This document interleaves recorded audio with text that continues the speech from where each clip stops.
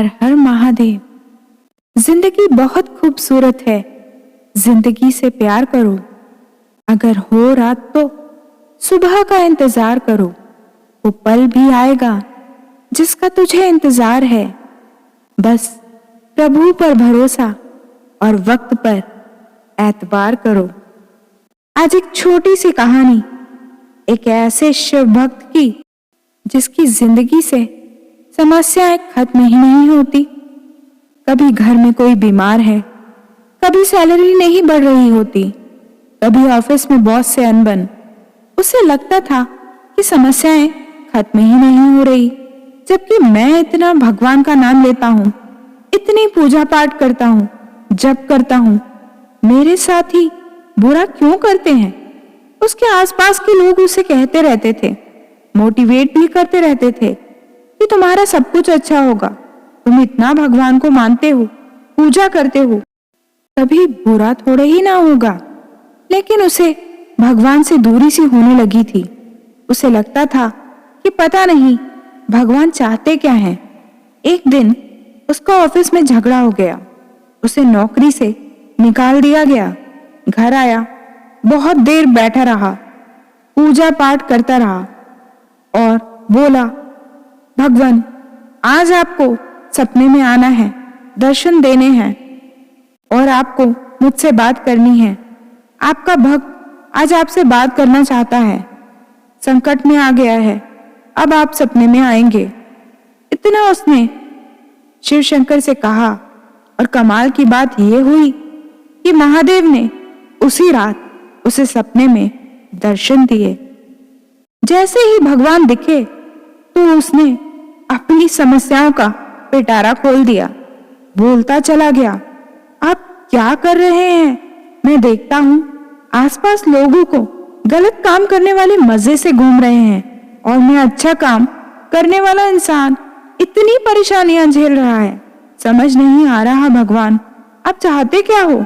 भगवान ने कहा, ये तो नियम है, चक्र है प्रकृति का, घूमता ही रहता है, हानि लाभ तो सहना पड़ता है। उस व्यक्ति ने कहा, मुझे आप समाधान दीजिए, मुझे अपनी समस्याओं का हल अभी चाहिए। भक्त की नादान सी बातें सुनकर भगवान ने कहा, चलो ठीक है, जब मांग ही रहा है तो समाधान दे देते हैं।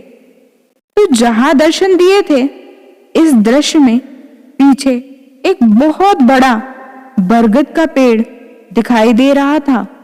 भगवान ने उससे कहा, यह पेड़ तुम्हें दिख रहा है? उसने कहा, हाँ दिख रहा है।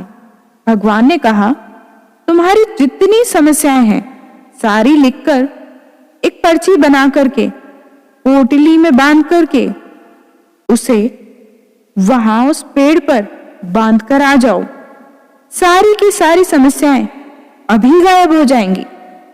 भक्त बड़ा खुश हुआ, कहा कि ये हुई ना बात, आज मुझे मेरी भक्ति का परिणाम मिला, अब मुझे मेरी सारी समस्याओं से छुटकारा मिल जाएगा। उसने कहा, ठीक है अभी जाता हूं। भगवान ने कहा, सुनो, लेकिन एक शर्त है, और शर्त यह है कि वहां जाने के बाद अपनी पोटली बांधने के बाद जब वापस आओ तो एक पोटली उठाकर ले आना। एक तो तुम्हें लेकर के आना पड़ेगी, ये एक्सचेंज ऑफर है। भक्त ने कहा, ठीक है देख लेंगे। उसने फटाफट अपनी जितनी भी समस्याएं थी उसको अलग अलग पर्चियां बनाई, पोटली में रखी और पेड़ पर जाकर बांधी। अंदर से बहुत ज्यादा एक्साइटेड था कि अब सारी समस्याएं खत्म हो जाएंगी मेरी, अब जीवन में सब अच्छा ही होगा। वापस आने लगा तो उसे याद आया कि उसे तो एक पोटली उठाकर लानी भी थी।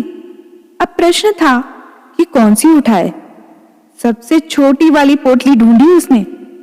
जैसे ही उसे खोल रहा था, लेकर के आ रहा था, उसे लगा कि कहीं इसके अंदर कोई गंभीर बीमारी ना हो, मेरी जान ना चली जाए।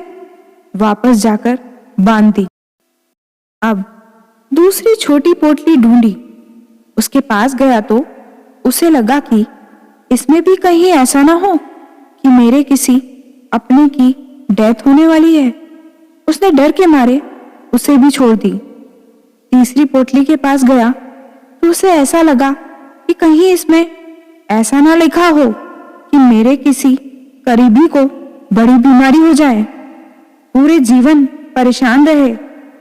उसने उस पोटली को भी वापस बांध दिया और चिल्लाने लगा कि हे शिव शंभू, ये कैसा ऑफर है? मुझे तो मेरी पोटली वापस दे दो। मैं वापस लेकर जाता हूं और प्रॉब्लम्स को हैंडल करना सीखूंगा, लड़ना सीखूंगा समस्याओं से। मुझे आपका एक्सचेंज ऑफर नहीं चाहिए। भगवान धीरे से मुस्कुराए और बोले कि बस यही बात तो समझाना चाहता था। देरी से सही तुम्हें समझ में आ गया। जीवन में समस्याएं आएंगी, चुनौतियां आएंगी, लेकिन सवाल यह है कि क्या आप उनसे लड़ने के लिए तैयार हैं? मुसीबतें बिल्कुल रूई से भरे थैले की तरह होती हैं, जो देखते रहोगे तो भारी दिखेंगी और उठा लोगे तो एकदम से हल्की हो जाएंगी। आपके जीवन में आने वाली बाधाएं असल में आपको भविष्य के लिए तैयार कर रही होती हैं। महादेव कहते हैं, कठिनाइयों से घबराना मत।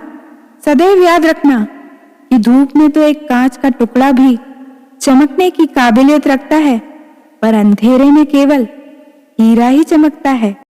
बारिश के दौरान सभी पक्षी आश्रय की तलाश करते हैं, लेकिन बाज बादलों के ऊपर उड़कर उस बारिश को ही नजरअंदाज कर देते हैं। समस्याएं एक जैसी हैं, लेकिन आपका नजरिया उनके परिणाम में परिवर्तन ला सकता है। तो इन्हीं शब्दों के साथ अपनी वाणी को विराम देती हूँ। फिर मिलेंगे अगले वीडियो में। तब तक अपना ख्याल रखिए, स्वस्थ मस्त और प्रसन्न रहिए। जय शिव शंभू, जय भोले।